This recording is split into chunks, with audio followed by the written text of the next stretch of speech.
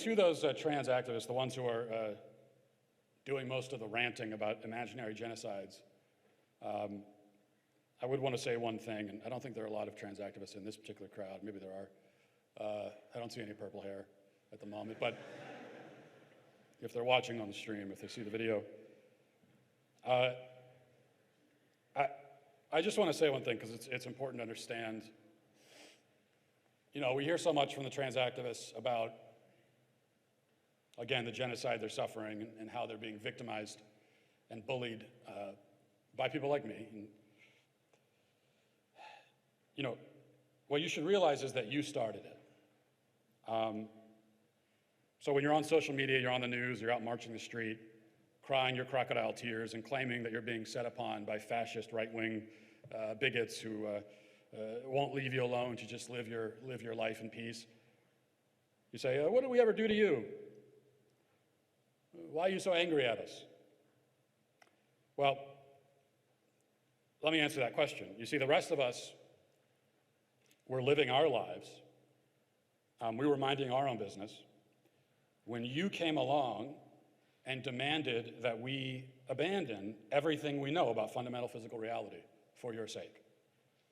You claim the right to walk into whatever bathroom you want, whatever locker room you want, whatever sports team. No one else has ever had that right in history. No one else has had the right to just do whatever they want and go anywhere they want. But you wanted that right. You came after our children. You seek to suck them into your suicide cult just to make yourself feel better. You want my children to share in your confusion so that you can feel better. And you wonder why that makes me angry. You tried to restructure human society to make it affirming to you personally. You wanted to force the whole world to bend to your narcissism. You tried to put words in our mouths. You tried to control how we speak, even when we're not in the room with you. You tried to tell us what words we're allowed to use when we talk about you, even if you're 1,000 miles away. It's just this staggering level of narcissism that the world has never seen before. And you came and you just dumped that on society. You tried to take possession of parts of the English language. You waved that hideous flag in our faces, wouldn't stop waving it. You demanded not just tolerance, but celebration. And now you cry victim because some of us have simply said no. And that's all we've said. Just no. I know that's all the things you want. I know what your demands are. No, you can't have it. I'm not doing it. I'm sorry. Well, I'm not sorry, but I am saying no. You made demands. Many people surrendered to those demands immediately, but some of us, a few of us, are refusing, and that makes you a victim?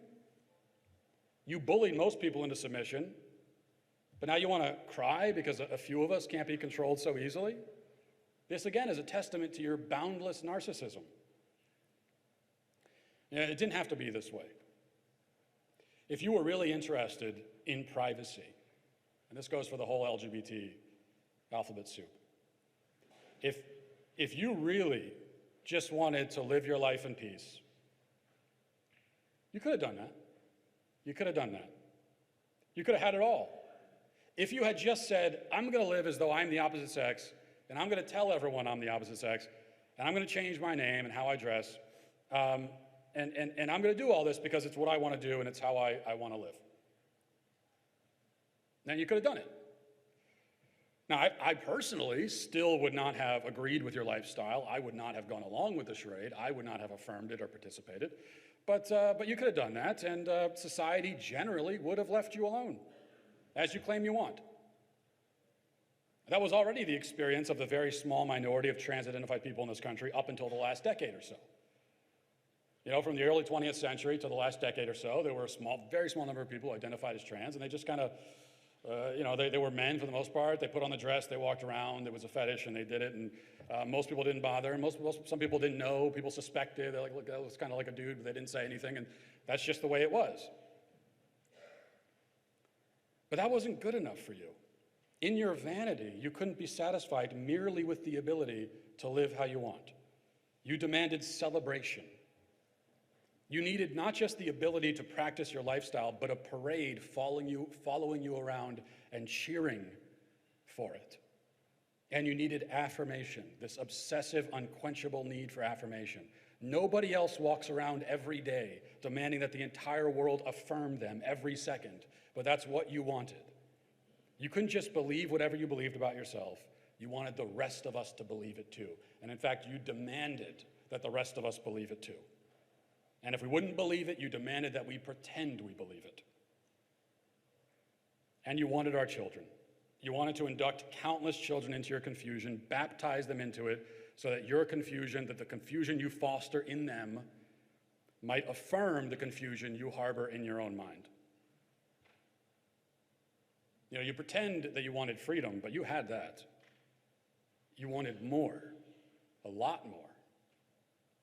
You wanted to reshape our entire culture in your image. You didn't just want your own lifestyle, you wanted us to participate in it with you. You know, I read my kids the story of the give a mouse a cookie, one of the most prophetic texts of our time. And you are the mouse who wanted the cookie, and you were given the cookie, and you ate it, but then you wanted to eat everything else in the house too.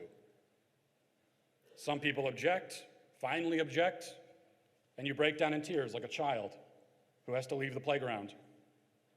You pushed too far, way too far, and now you're feeling the pushback. In summary, you wanted this fight, you asked for it, you demanded it, and now you have it, whether you like it or not.